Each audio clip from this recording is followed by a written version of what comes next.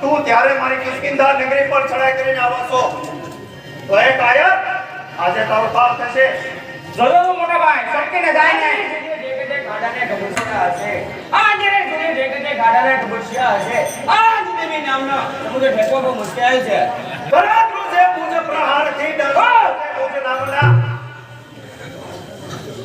બરાબર છે મુજ પ્રહારથી ડંકા બજે મુજ નામના ફેંકો કરી નજર તો તારા ઘરે આકાશના ખેલ છે ગાડા ચણા હાથમાં જોડી બેરી નથી ખેલ છે ગાડા ચણા હાથમાં જોડી બેરી નથી લડવો હોય તો મેદાનમાં આવી જગા ઢીંગલી ગોતિયાના ખેલ છે એલા સાંભળજો તમે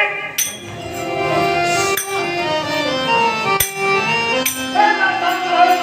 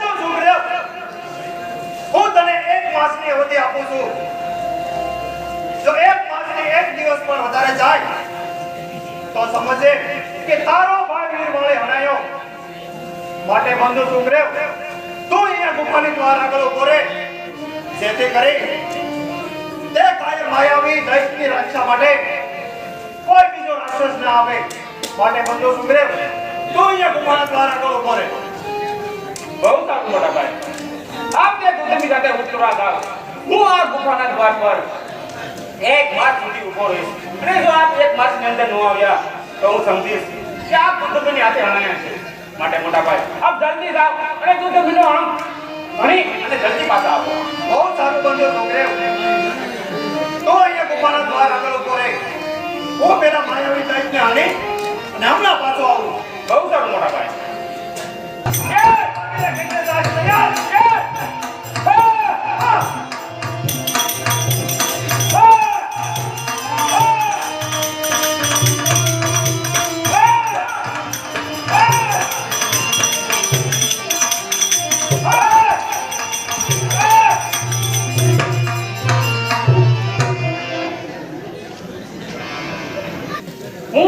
ગુફાના દ્વાર પર એક માસ સુધી ઊભો રહ્યો તો હજુ મારા ભાઈ આવ્યા નથી. તો શું મારા ભાઈ દુર્દબન હાથે હણાયા છે? નહીં નહીં.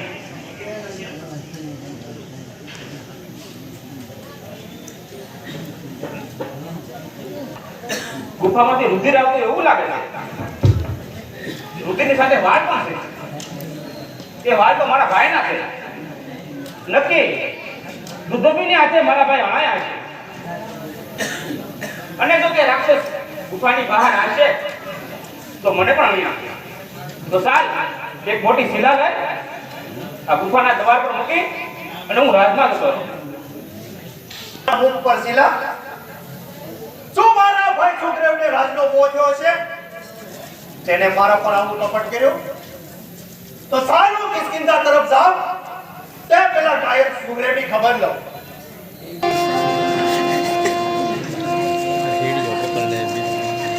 અરે મોટા ભાઈ આપ મોટા ભાઈને પ્રણામ. ધિક્કાર છે સુગ્રીવ, તને ધિક્કાર છે. એક વાર નહીં પણ 1000 વાર ધિક્કાર છે.